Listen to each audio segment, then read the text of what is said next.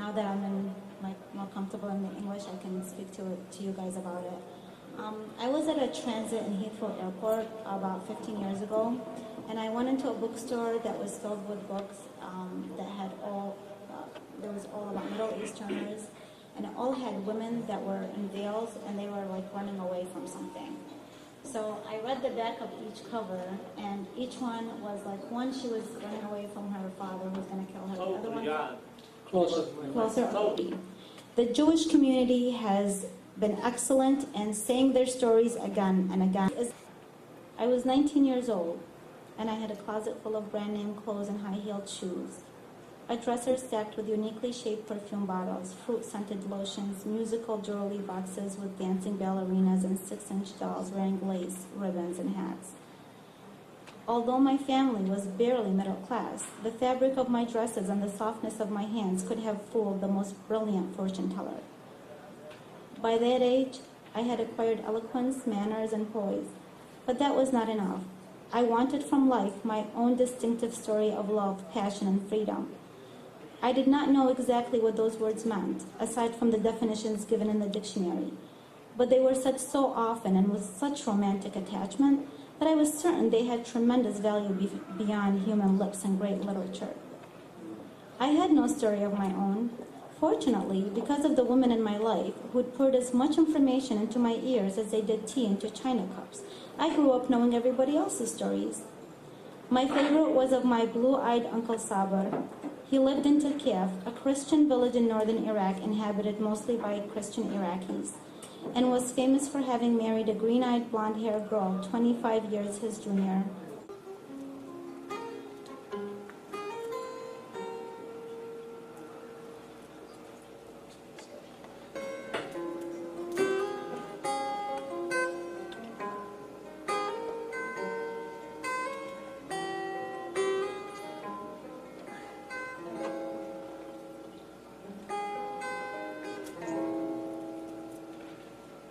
Violin rage, racking inside, waiting for a word to say, stand aside.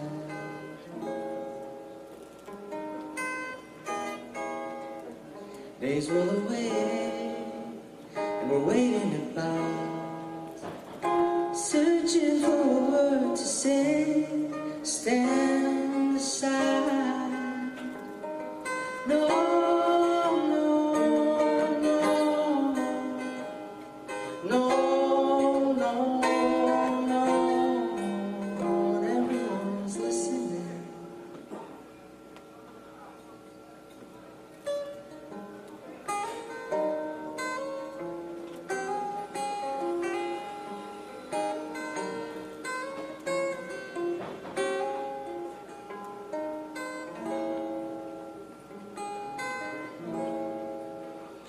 Exiting souls, said no goodbyes, banging their goals away, away, away.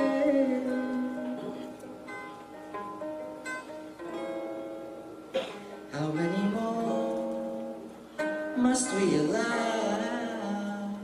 When will condemnation cease to be enough?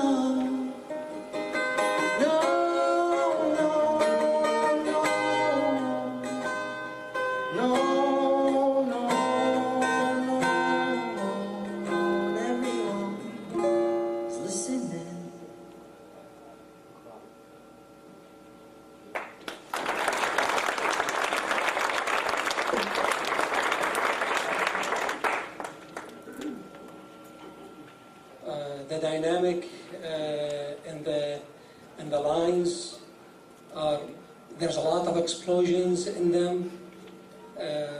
So I said I'm not going to say anything about their work. Let them talk. So Ahmed, talk about your work. You're absolutely. I think you're right on. It's whether it's music or painting. Whether it's music or painting, it's something I want to say, and it's the same thing. I always want to say it over and over again.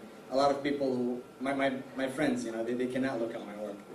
They look at it for like 5 minutes and they're like, it's too difficult, I don't want to look at it. which is, I mean, it's true. It's difficult what I'm trying to say. It's not easy. People want to look at a painting or go see art and enjoy it, you know. But what I'm trying to say is not for joy. It's for awareness. It's for getting to people already realize, they already know, but even more so, you know, if that comes through. So that's what I try to do. I do drawings and paintings back and forth. Use a lot of bright colors, sometimes really kind of violent colors. Some of the works, we're going to get into it later. Yeah, this piece is it's actually it's an image I had in my mind from one of the reports I saw on television. It's just these three girls. They were talking about families being lost, and there were those three little girls, actually 2 girls and a boy. And I tried, the image stuck in my head. I tried to reproduce it, and I do remember that the boy was very much at oblivion. You know, he did not know what happened, what's going on. The older girls, this is something, by the way, for those of you who are not Iraqi here, all the Iraqis know this. Iraqi kids, and this is typical of any war, any place that's constantly in war. Kids grow up really quick. They grow up really fast. They're faced with things that they're not supposed to be faced with at their age. And so when they talk about their loss, it sounds like coming out of an adult. I mean, I heard it over and over again in reports. And so I try as much as I can through color online to bring that message across. But I guess people already know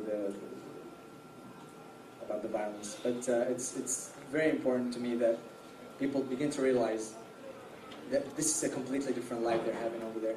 I was lucky. I was one of the lucky ones. We're all lucky here. We escaped all that. But there, I mean, you could be sitting in anywhere. You don't know when it's going to come. Pessimistic and terrible. I don't want to be pessimistic, but the world needs a lot of help. And so I try to say, I do my best, say what I can say.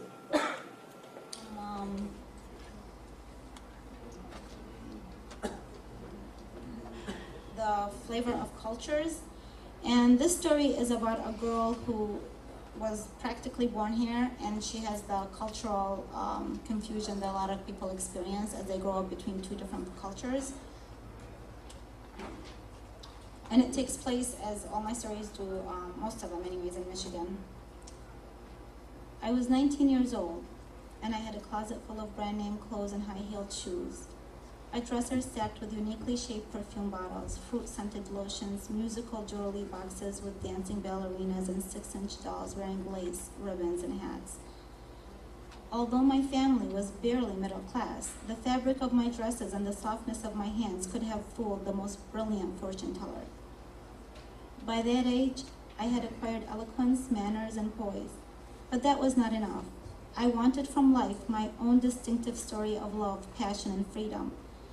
I did not know exactly what those words meant, aside from the definitions given in the dictionary, but they were said so often and with such romantic attachment that I was certain they had tremendous value beyond human lips and great literature. I had no story of my own. Fortunately, because of the women in my life who had poured as much information into my ears as they did tea into china cups, I grew up knowing everybody else's stories. My favorite was of my blue-eyed Uncle Sabr. He lived in Takif, a Christian village in northern Iraq inhabited mostly by Christian Iraqis, and was famous for having married a green-eyed blonde-haired girl 25 years his junior. There are people in Iraq with blonde hair was the first question I interrupted my second oldest sister Layla with when I was a child. Well, not blonde, Mervet, she'd said in her gentle yet ardent way. I learned that in Iraq, people with honey-colored hair were considered blondes, and that they were rarer than the eggs and milk available in the souk once a week. Layla knew everything about Iraq because she'd spent 12 years there. I'd spent only 2. This was a great disadvantage since I wasn't qualified to be an Iraqi by experience or an American by law. I'd never visited my homeland, and although I had applied for American citizenship, the immigration officials hadn't yet called me for naturalization exam. I was stuck between these two worlds like a secret between a gossip and her neighbor. I'd never met my Uncle Sabra, but I knew his history, which in my eyes began when he was 19 months old. He'd fallen ill one afternoon and was taken to the hospital. The village doctor promised to cure him by giving him half an injection of medicine each visit. On the visit before the last, however, the doctor decided to inject the entire shot at once. He wanted to be kind and spare my grandmother the extra trip she'd have to make the following week. This decision dramatically altered my uncle's fate by crippling him for life. He started losing sensation in his leg, and then his body became numb. There was, of course, much agony in the house, and a priest was sent to help. He prayed for the infant and gave his blessings to the family, who knelt day and night beside Uncle Sabra's bed and massaged his body with ointment. After months of such remedies, my uncle regained feeling from the waist up. While his upper body developed normally, his legs grew more slowly and remained paralyzed. I don't know whether the doctor was ever confronted about his malpractice, because my grandmother didn't blame him. She believed a woman named Hasina had jinxed her son the day she'd set eyes on him. Why didn't the blue-eyed trinket Nana pinned on his pajamas protect him like it was supposed to, I asked, remembering the ones my mother had sewn on my nieces and nephews' pillows, clothes, and cribs before they were born. Not a gold trinket or a crucifix could have broken that woman's evil eyes, Layla answered. A tomb, though, might have. I was curious about what evil eyes looked like and wished there were illustrated books on them. But the school library had books only on birds, reptiles, wars, countries, and presidents. I wondered if perhaps one day some scholar would come along and fit a small section of them into the encyclopedia in order to warn those cultures that weren't familiar with them. And while the scholar was at it, he might also add a paragraph or two describing how my grandmother, on special occasions, peeled an apple and divided it between her 9 children, or how she once bathed a neighbor's toddler who was smeared with his own excrement because his father, who stayed at the souk to sell olives, asked her to. My grandmother's allegations had been drawn from the way in which Hasina, startled by my uncle's blue eyes and white flesh, had praised him endlessly without once uttering the word mashallah, may Allah's name be upon him. Oh, the baby is beautiful, she'd cried. Oh, his eyes, oh, his nose, oh, he's darling. 2 months later, he was paralyzed. Thank you.